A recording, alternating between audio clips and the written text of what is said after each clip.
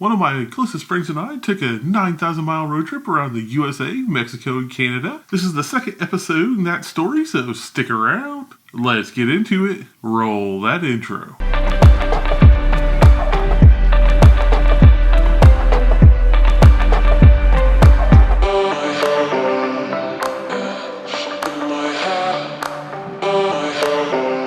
Hi all, Keith here. Welcome to the video. Before we go much further, make sure you pause the video, smash that subscribe button, and ring that notification bell so you don't miss any upcoming videos. Alright, if you didn't see the last video in the series, I'll go ahead and put it up here. Maybe watch that video and come back to this one. But just as a quick summary, me and my friend Phil took a 9,000 mile plus road trip around the USA, Mexico, and Canada in 2003. And the goal of the trip was to visit as many national parks as we could. And in the last episode, we visited Badlands, Wind Cave, Mount Rushmore, Devil's Tower, and Glacier. And then finally up to Waterton Glacier International Peace Park. Anyway, where I had left you was we just left Waterton and we were heading back to the Canadian-USA border. And we got stopped by the border agents.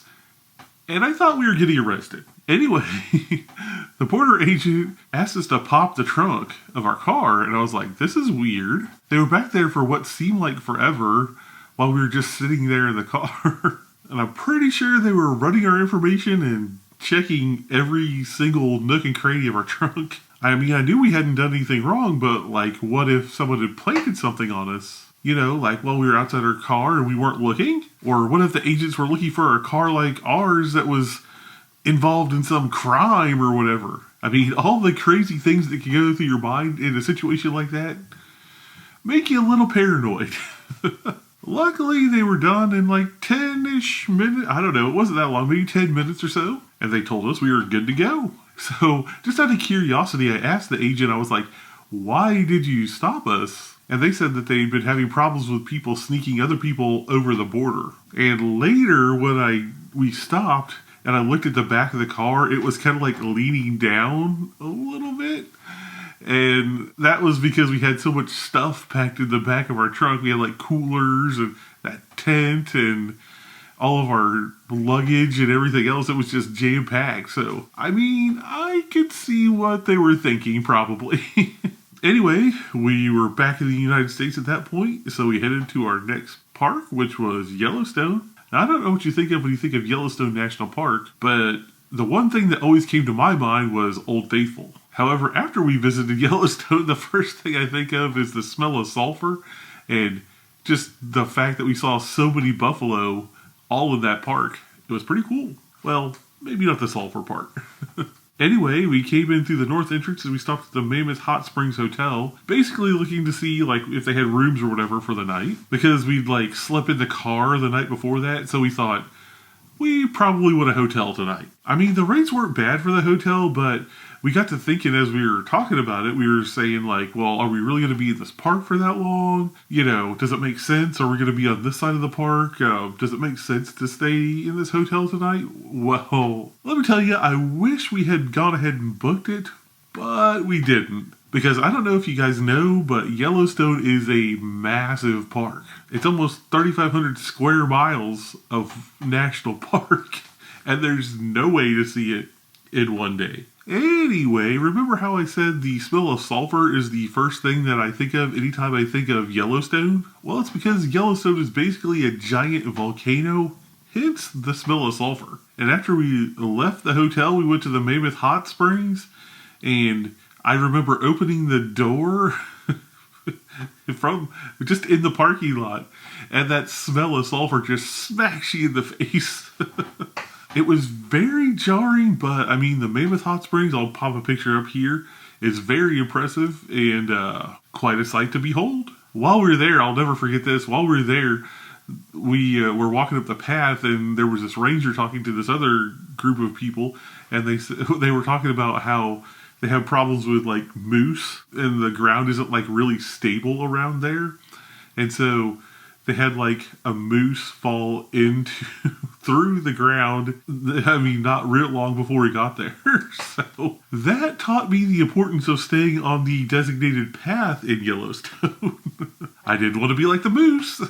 We spent like the better part of the day just exploring Yellowstone and seeing all the pools and the hot springs and the geysers. We even saw Old Faithful and the Old Faithful Lodge, which is right next to it. It was a pretty impressive hotel. By this time, though, it was like getting really late and we had no place to stay. Like the Old Faithful Lodge was booked up, which if you ever tried to book the hotel there, they book up real fast. So remember how I said the Mammoth Hot Springs Hotel, they had rooms, but we didn't choose to stay there. Well, that was an epic fail because we ended up having to drive all the way out of the national park, and then we stopped at this little rest stop area and slept in our car again. But anyway, the next day we drove into the national park again, and we were determined to see the other side of Yellowstone. We saw lots of buffalo, which was really impressive and slightly scary because some people were like really pushing their luck, like getting close to the buffalo, and I was like, I don't know. Never get close to buffalo. Just saying.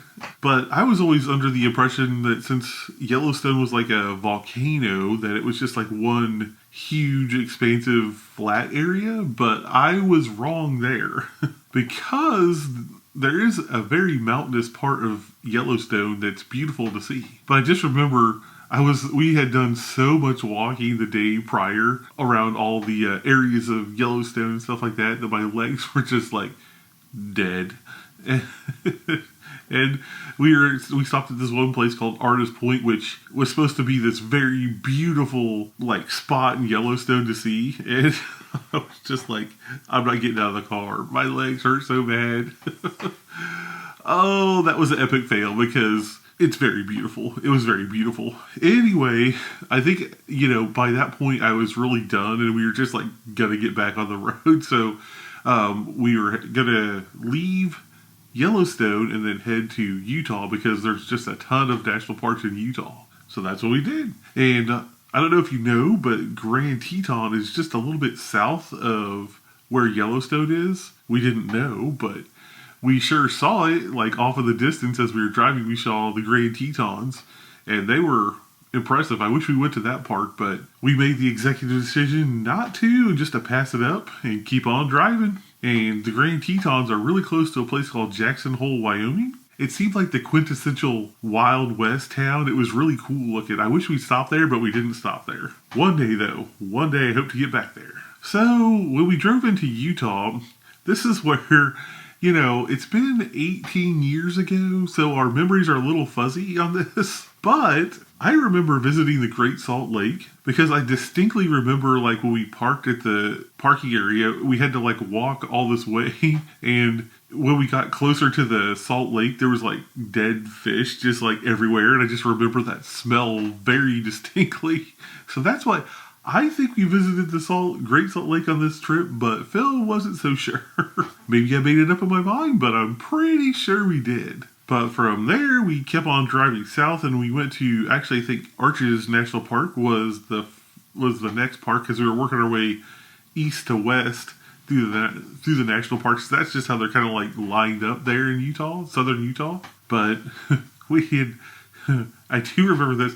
We had slept in the car so many nights in a row. I think it was like 3 nights in a row, and I was just so tired at that point in time. It felt like, oh, we can sleep in the car again. And I was like, no, we are getting a hotel tonight. I do not care.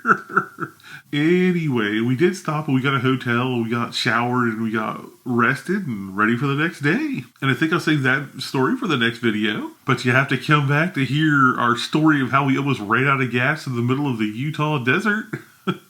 Oh, good times. Anyway, make sure you hang out for just a little bit longer because we'll have some end cards with some video suggestions and we'd love it if you'd watch another video. Make sure you like, share, and subscribe so you don't miss any upcoming videos. If you want to become a member of the channel, make sure you click the join button down there below. You can see all the benefits in the 3 tiers we have. We'd love to have you as part of our YouTube family. If you want a little less commitment but still want to support the channel, we have a Ko-fi page. It's just a way for you to drop us a virtual tip for making these videos. Any way you choose to support the channel, we really appreciate it. Alright everyone, we'll catch you in the next video. Thanks a lot for watching. Peace and love.